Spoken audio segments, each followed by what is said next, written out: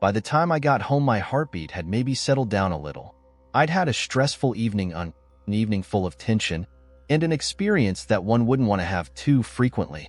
That night had been a shock to my system, something that I simply would never have expected.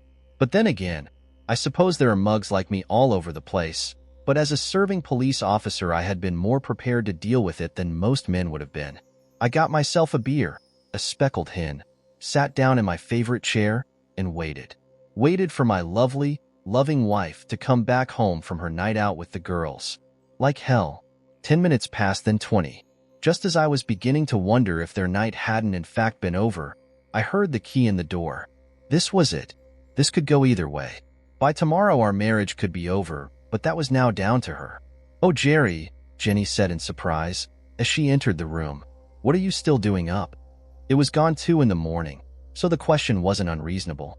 I'd been long since in bed and asleep for the last few months when she'd come home from her weekly night out, so the question was no surprise at all. I stared at her at quite how beautiful she still was. Nearly 32, 3 years younger than me. Slender, long legs, full-breasted, and such a lovely, pretty face. Small wonder that the guys in that bloody club had been queuing up to get her in their arms on the dance floor.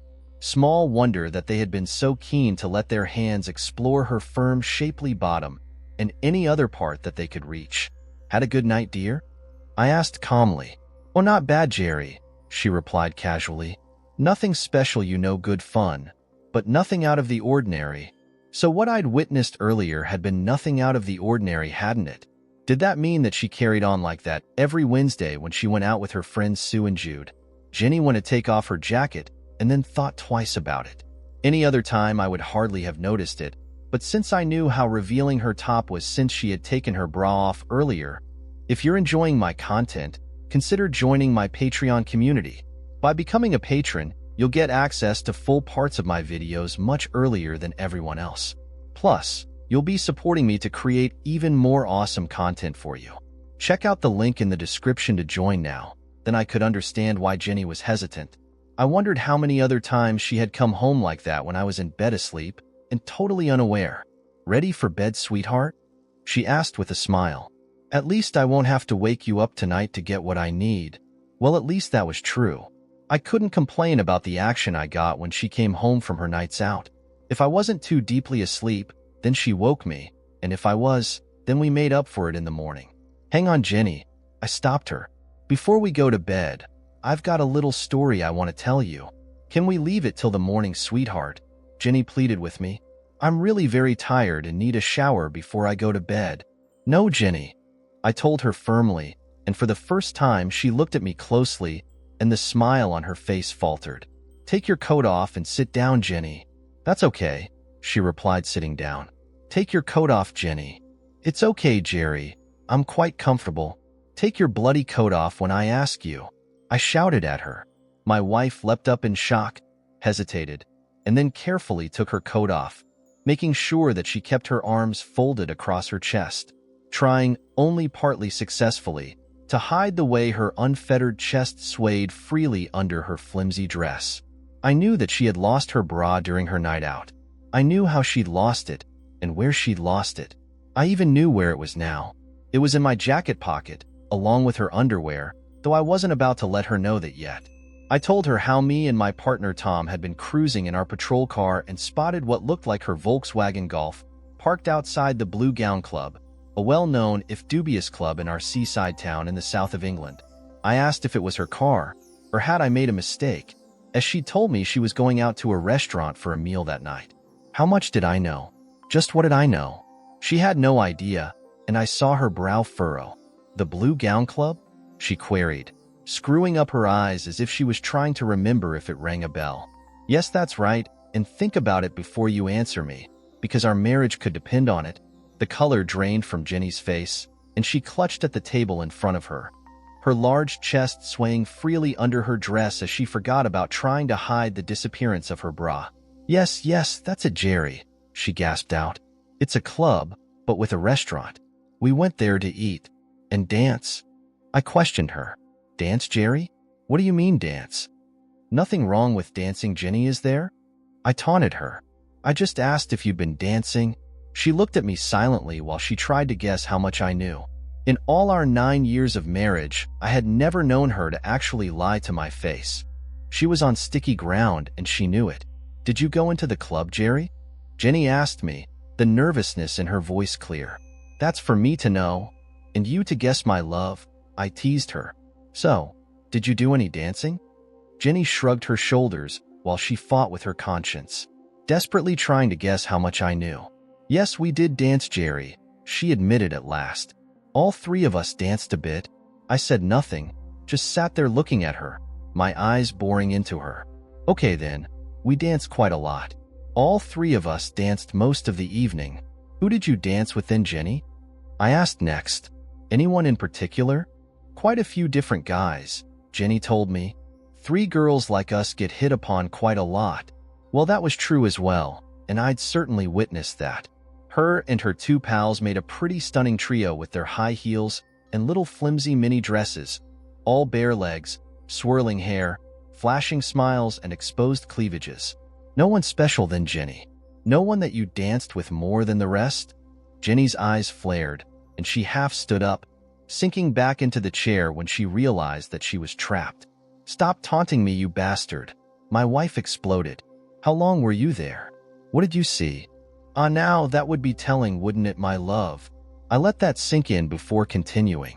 "Tell me everything you did tonight. Lie to me once and our marriage is over. Tell me the truth and I might, just might, forgive you." The fact that she didn't argue at least established that she knew she was in deep trouble. "Please, Jerry, I love you. Please believe me, tonight didn't mean anything, just messing around. Flirting a bit, but that's all." "Then tell me all about it," I insisted again, not too unpleasantly despite the tight feeling in my gut. This time Jenny swallowed hard, and with a grim look on her face started to tell me what she got up to. For the time being at least, all thoughts of having a shower or going to bed were thrust aside. Well, we arrived there, had a few drinks, and before long guys started to come up to us and started to flirt and ask us to dance with them. We flirted back a bit, but nothing serious, just teasing them like we always do. And I danced with a few of them. There was one guy that I danced with a bit more than the others, but only because he was a good dancer. I knew that last comment was a half-truth. He could dance for sure, but that wasn't the only or even main reason that she'd spent most of the evening draped all over him. From the off, they looked more like an affectionate couple than 2 people who had only just met one another, and his hands had been roaming all over her as they danced. Well, that was it really, Jerry. I did dance quite a lot with him, but he left about midnight, and me and the girls finally left quite a lot later. True. Yes, that was true, but was far from the whole story. "So you didn't go outside with this guy then, Jenny?" I asked, keeping my voice steady. "Go outside? Why would I go outside with him?" She was stalling, but I still loved her despite everything and decided to cut her some slack. Give her one more chance at confessing and telling me all. "The black BMW by the seawall, Jenny? What about that?" Her face crumpled and the rest of the color left her face. Jenny quite clearly mouthed the words, "Oh shit," under her breath. Well, I encouraged her. In some strange way, I was quite enjoying her discomfort. "Oh Christ, Jerry, it was nothing. I didn't do anything, I promise you. At least I didn't. That is, we didn't. Well, you know." Upon which Jenny burst into tears and put her head in her hands. "How long have you been seeing this Norman Jones?" I asked her. "Oh God, you even know his name," she mumbled into her hands. "Oh, I'm so sorry, Jerry. What a bloody fool I've been." I nodded my head in agreement, but she was so distraught that she didn't notice. In my job, I was in a position to find anything I needed about him. If I wanted, I could find out his bloody inside leg measurement.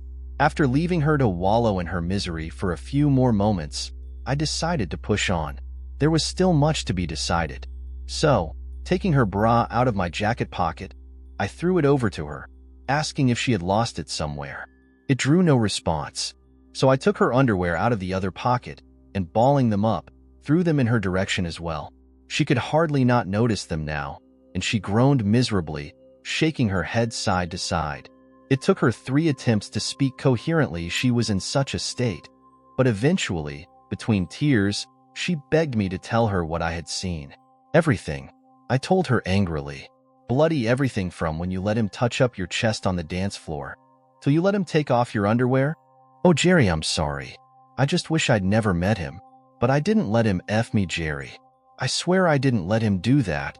I let her cry for a while, ignoring the barely comprehensible claims of love for me, and claims that it didn't mean anything and she hadn't allowed him to go all the way.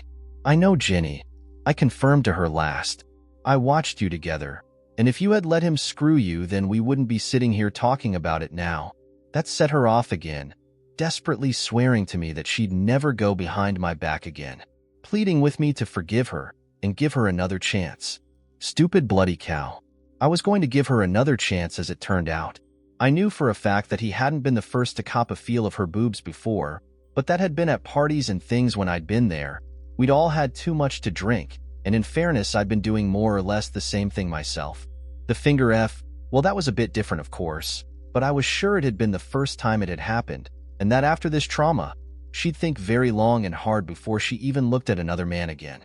Even so, I did have one more test for her, and it wasn't over yet for her.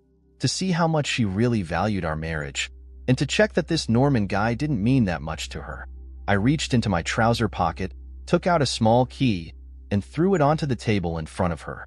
Jenny reached forward and picked it up. "What's this?" she asked through her tears. "Don't you recognize it, Jenny?" "Oh yes," my wife agreed after looking at it closely. "It's the key to your handcuffs, isn't it?" I told her that she was more or less correct, but that they were obsolete ones bought on the internet. Handcuffs that couldn't ever be traced back to me. Jenny wiped her eyes with her handkerchief, sniffled a few times, and then looked at me with a puzzled expression, waiting for an explanation. "When you left the club to go out to his car, Jenny, he went first and you followed a few moments afterwards. Is that correct?" She nodded her head in agreement, unable to meet my gaze, as she explained that she didn't want anyone to see them leaving together or suspect what they were up to. "And when you left his car?" "I went back into the club first," she explained, as if I hadn't worked it out for myself. "And then Norman followed 5 minutes after." "So did he?" I queried. Jenny looked up startled. She gasped and put her hand to her mouth. "He didn't come back, Jerry. We waited half an hour, but he never came back. We even went out to check his car and it was still there, but there was no sign of him." I simply grinned at her. It wasn't an especially pleasant grin, not one that was designed to make her life any pleasanter. Then I waited for the penny to drop. "Oh my God, Jerry!" Jenny cried out in alarm as it dawned on her. "What have you done? For God's sake, what have you done to Norman?" "After you left, Tom and I dragged Loverboy out of the car and handcuffed him. He objected a bit, but he thought he was being arrested for lewd behavior in public or something. Then we took him down to the beach behind the seawall and handcuffed him to a stanchion of the old pier. Only after Tom had put tape over his mouth did we explain who we actually were." "What's Tom got to do with all this?" asked Jenny wide-eyed. "It was Tom who alerted me to what was happening. He discovered that his wife June had been having a full-blown affair with your friend Norman for the last 6 months. They'd been F when Tom was on duty. He found out, and when he followed him to check up on him, he discovered that he had started to hit on you. If I had reason to hate your friend Norman, then Tom had reason to detest him." "Oh my God," the bee butted in Jenny. "It was that cow June that first introduced us, but I had no idea that she was involved with him. So what are you going to do, Jerry? Leave him there all night?" "Not as easy as that, sweetheart," I told her, springing my last test. "Where we've chained him, the water will be about 3 feet over his head when the tide comes in." Jenny stared at me aghast, letting out a little squeal. "But you can't let him drown, Jerry. You can't. That would be murder. As I see it, Jenny, he's only got one chance." And I looked down at my watch to check the time. By now the water should be lapping at his feet. Another 40 minutes, and it will all be over. And it's a 20-minute drive back to the beach. She was too shocked to say anything, too shocked to move. "If he means that much to you, then you'd better hurry and save him. But if you do, then it will be the end of our marriage, and anyway I'll be out of here or in prison. If you decide not to, then come to bed with me and I'll forgive you. We'll try to carry on as if nothing had ever happened." Jenny, poor cow, sat there shaking all over, staring at the key in her hand. Not that she didn't deserve it. "Only 10 minutes left, Jenny. I informed her after a while. I would soon find out just how much Jenny really loved me. If it hadn't all been so sad, then I could have been quite amused as she sat there dry-eyed, but shaking uncontrollably. She was feeling so guilty that not once had she queried whether I was actually telling the truth. Oh, damn sure Tom and I had dragged him out of his car, and damn sure we had given him a beating that he would never forget. If he ever saw either of our wives coming in a club again, then he would beat it out of the back entrance. Not that he'd be in a state to go visiting any clubs for a couple of months, and he'd maybe never dance again like he used to. He'd squealed like a pig when we'd hung him upside down over the seawall, as despite what I'd said earlier, the tide was right in. Not a pleasant prospect when you're handcuffed with 2 broken legs. Only 5 minutes left. I called to her, but she still didn't move. Then Jenny looked up at me and made a brave attempt at a smile. "Let's go to bed, Jerry," she mumbled nervously. Right. That put the ball back in my court, and now it was my turn to make a decision. Had she suffered enough? I wasn't absolutely sure,